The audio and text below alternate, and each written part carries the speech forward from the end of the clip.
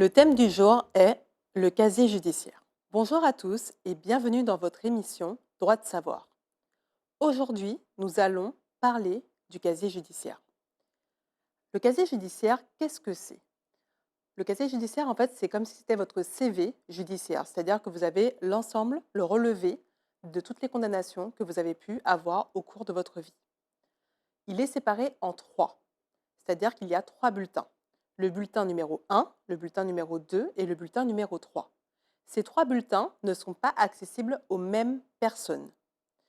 Alors souvent, on me demande comment je pourrais faire pour effacer mon casier judiciaire, parce que j'ai besoin d'aller travailler, par exemple, à l'éducation nationale ou dans une entreprise de sécurité, et on me dit que j'ai une mention au casier judiciaire, au B2 pardon, de mon casier judiciaire.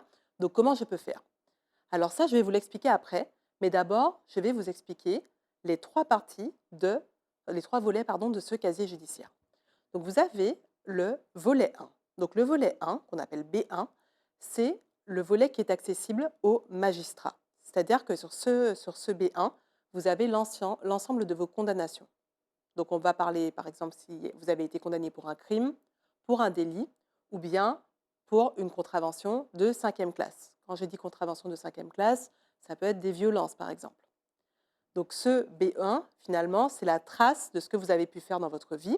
Et si, par exemple, vous devez être amené à revenir au tribunal puisque vous avez commis une nouvelle infraction, eh bien, le magistrat qui va prendre votre affaire va demander, le procureur va demander ce B1 pour voir si c'est la première fois que vous venez devant lui. Donc, si vous venez pour la première fois, ce sera écrit néant, ou bien si vous avez déjà des mentions passées qui montrent que vous êtes déjà connu de la justice. Le B2, donc le deuxième volet du casier judiciaire, eh bien, ça peut être demandé par d'autres personnes que le procureur. Il peut être demandé par les administrations, par exemple. Donc, si vous devez travailler dans un service hospitalier, ou bien si vous voulez travailler en tant que professeur dans un établissement public, ou bien si vous voulez travailler dans une entreprise de sécurité, comme je l'ai dit, ou bien livrer des repas à des personnes âgées, eh bien, les personnes qui vont vous être en charge de votre recrutement vont faire la demande de B2. Donc, à ce moment-là, effectivement, ça peut être problématique pour vous si vous avez commis des délits qui sont mentionnés sur ce B2, puisque dans certaines professions, on demande d'avoir un casier vierge, c'est-à-dire en tout cas qu'il n'y ait pas de mention sur le B2. Alors que faire dans ces cas-là? Alors il y a deux possibilités. La première, c'est d'essayer de régler le problème en amont, si vous savez que vous allez être condamné ou qu'il y a des chances que vous le soyez, ou bien vous pouvez essayer, si vous avez déjà été condamné, de régler le problème par la suite. En amont, pourquoi? Parce que quand vous arrivez devant le tribunal et que vous êtes poursuivi hein, pour avoir commis une infraction, eh bien, votre avocat peut demander ou mettre dans les débats la non-inscription au B2 de votre casier judiciaire.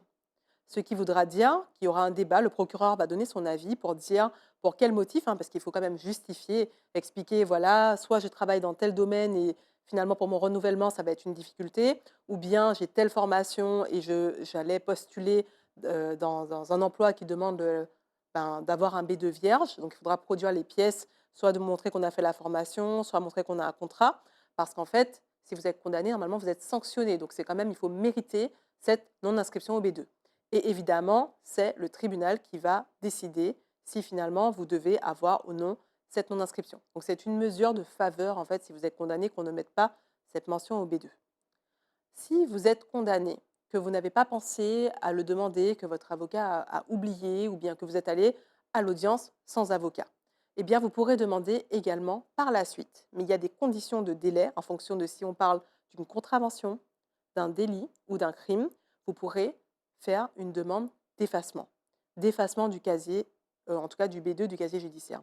Alors, l'effacement du B2, ça se mérite encore une fois. C'est-à-dire que vous ne pouvez pas arriver et dire voilà, je veux qu'on efface mon B2, c'est tout. Sinon, c'est possible que ce soit effacé automatiquement, mais ce sont des délais beaucoup plus longs. Si vous voulez que ce soit une démarche, enfin, si vous faites la démarche vous-même pour demander cet effacement, il faudra faire une lettre motivée que vous allez transmettre à votre avocat qui va saisir le procureur d'une requête pour expliquer pour quel motif il demande cet effacement. Il va devoir expliquer votre situation en disant que voilà, vous êtes inséré ou réinséré, que vous avez une situation familiale, professionnelle stable et que finalement ce B2, ça vous empêche, de poursuivre votre activité professionnelle. Donc voilà, à ce moment-là, il y aura un débat et on va vous dire si on fait droit ou non à votre demande de B2. Alors pour terminer, je vais parler rapidement du B3 du casier judiciaire. Le B3, en fait, c'est ce que vous pouvez demander vous-même. C'est-à-dire que vous faites une demande en ligne et vous vous dites: «Je souhaiterais avoir le B3 de mon casier judiciaire».